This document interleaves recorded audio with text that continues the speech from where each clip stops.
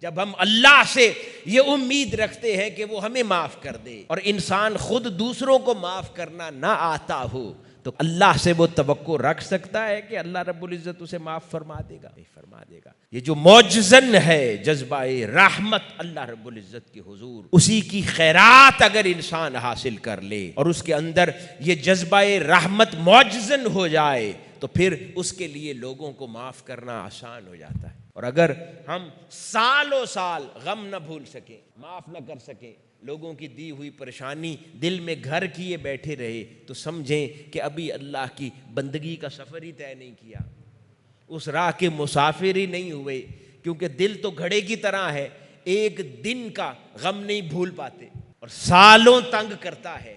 یہ ادب نہیں ہے۔ ادب یہ ہے کہ انسان اس رحمت کا کچھ نہ کچھ خوشہ چین بن جائے اور پھر لوگوں کو معاف کرنا آ جائے، دل بڑا کر لے۔